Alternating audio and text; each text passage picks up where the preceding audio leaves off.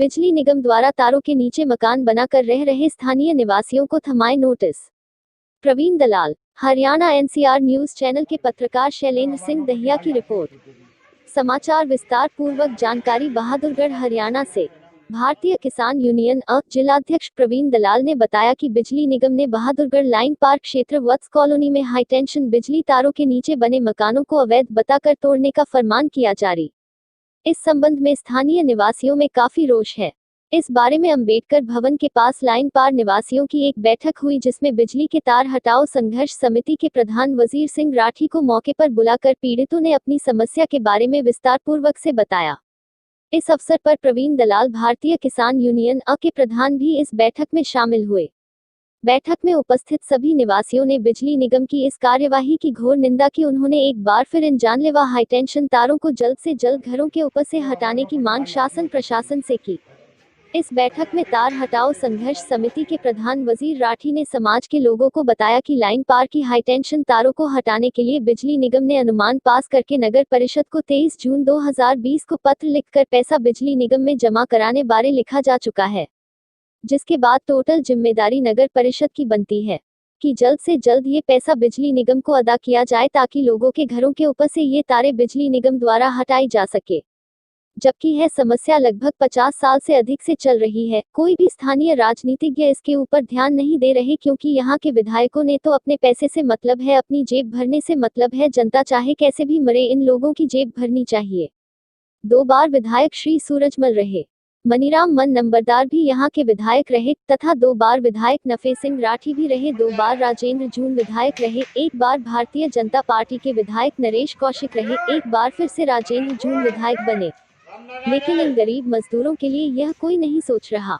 जब इलेक्शन आता है तब तो सबकी बातें करते हैं, जैसे इलेक्शन जीत जाते हैं तो आम जनता को यह नेता किसी के भी नहीं जानते हैं। अपने ही जेब भरने में लगे रहते हैं तथा उनके सगे संबंधी रिश्तेदारों का ही कार्य होता है। हरियाणा सरकार और केंद्र सरकार क्या जनता को खूब बेवकूफ बना रहे हैं। 25 लाख रुपए तक का तो चेयरमैन के अंडर में कार्य होता है, इससे अधिक एसडीएम तथा उससे भी अधिक डीसी के अंतर्गत कार्य होता है। लेकिन शासन और प्रशासन भी नहीं चाहते कि इन गरीब आदमियों की समस्या का समाधान हो जाए। इस पर सभी हाजिर निवासियों ने फैसला लिया कि मंगलवार को इस बारे एक ज्ञापन उपमंडल अधिकारी बहादुरगढ़ के माध्यम से मुख्यमंत्री को भेजा जाए, क्योंकि खुद मनोहर लाल खट्टर जी पिछली सरकार में पहली बार बतौर मुख्यमंत्री के रूप में बनने के बाद उनके प्रथम झज्जर आगमन पर आयोजित जनसभा में घोषणा की थी कि बहादुरगढ़ और झज्जर नगर परिषद की सीमा में आबाद कॉलोनियों के घरों के ऊपर की तार हटाई जाएंगी सरकारी खर्च पर नगर परिषद के माध्यम से। परंतु दुर्भाग्यवश लाइन पार के घरों के ऊपर ये लाइन यूं ही मौत बनकर मंडरा रही है।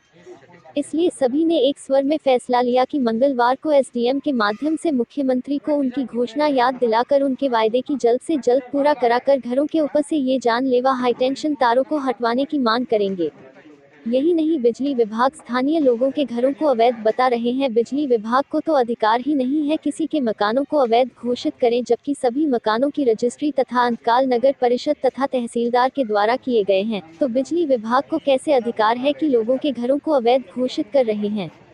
इस अवसर पर सुरेश राठी, सतबीर, गुलाब, नंद किशोर, ओम प्रकाश, रणबीर, बलवान, शेर सिंह, गोपीराम, सूबेदार दयानंद, करण सिंह, किशन सिंह व समाज सेवी राम दुलारी आदि स्थानीय निवासियों ने भाग लिया। आज जो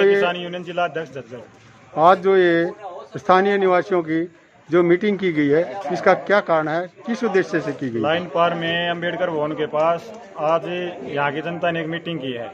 यहाँ की जनता पिछले काफी सालों से, मेरे ख्याल में 50-60 साल से ही परेशान है। बिजली के 33 केवी के और 11 केवी के हाई टेंशन के तार जा चुके हैं घरों के ऊपर। आए दिन यहाँ हादसे होते रहते हैं।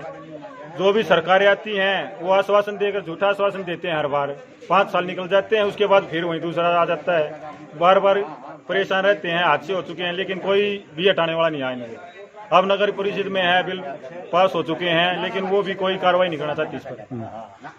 अब जैसे यहाँ पर एक परिवार के अंदर एक हादसा हुआ था, बहू को करंट लग गया था और उसका लाखों रुपया लग गया उस परिवार का, उसके बारे में आपका क्या कहना है? उसके बारे में यही है कि सरकार को उसको मुआवजा देना चाहिए, और अगर ऐसा हादसा होता है तो उसको सरकार और बिजली विभाग जिम्मेदार होगा, ना कि ये खुद घर वाले। अभी नोटिस दिए हुए इन्होंने पिछले 4-5 लॉकडाउन में ही घर वालों को नोटिस दे दिया, अगर कोई हादसा होगा बिजली से तो उसका खुद जिम्मेदार घरवाला ही होगा। ये सरासर गलत है। हम इन नोटिसों को वापस करवाएंगे। अगर सरकार नहीं मानेगी, चेयरमैन नहीं मानेगी और अधिकारी नहीं मानेंगे तो हम धरना प्रदर्शन करेंगे, रोड जाम करेंगे और इस तारों को हर हाल में हटवा कर ही रहेंगे। ठीक है जी। राठी साहब, आज जो मीटिंग की गई है स्थानीय निवासियों के द्वारा, उसका क्या उद्देश्य था, किस वजह से की गई थी? आज यहाँ लाइन पर वत्स कॉलोनी में जो हाई टेंशन तारों से पीड़ित परिवार हैं और उनके अड़ोसी पड़ोसी, उन्होंने इकट्ठे होकर मीटिंग करी, क्योंकि बिजली निगम ने उन मकानों को नोटिस दे दिए कि भाई तुम्हारे मकान अवैध हैं, इनको तोड़ लो।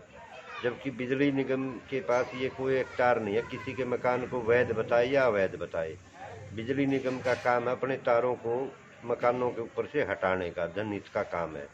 आज एक तो मुद्दा ये था कि ये जो नोटिस दे रखे हैं ये निरस्त करे जाएं, और दूसरा ये था कि भाई इन तारों को हटवाया जाए, क्योंकि मुख्यमंत्री मनोहर लाल खट्टर जी जब पहली बार मुख्यमंत्री बने थे, उसके बाद वो पहली बार जब झज्जर में उनका आगमन हुआ तो उन्होंने वहाँ घोषणा करी थी झज्जर और बहादुरगढ़ शहर की कॉलोनियों के मकानों के ऊपर से हाई टेंशन लाइनें हटेंगी। उसके बाद मनोहर लाल खट्टर जी दोबारा मुख्यमंत्री बन गए, लेकिन वो पहली घोषणा आज तक उसने पूरी नहीं कराई है। इन लाइनों को हटवाने के लिए संघर्ष समिति पिछले कई सालों से प्रयासरत है, जिसके तहत बिजली निगम ने इन लाइनों को हटाने का एस्टीमेट पास करके नगर परिषद से पैसे की डिमांड कर रखी है। नगर परिषद वालों ने वो पैसा अभी तक बिजली निगम में जमा नहीं कराया है, जिसके कारण ये लाइनें यूं की यूं खड़ी हैं। हमारी मांग है मनोहर लाल खट्टर से भी, प्रशासन से भी, कि भैया मुख्यमंत्री की घोषणा को पूरा कराएं और जनहित के काम के पैसे जल्दी से जल्दी बिजली निगम में जमा कराया जाए, ताकि ये मौत रूपी तारें मकानों के ऊपर से हट जाएं। ठीक है।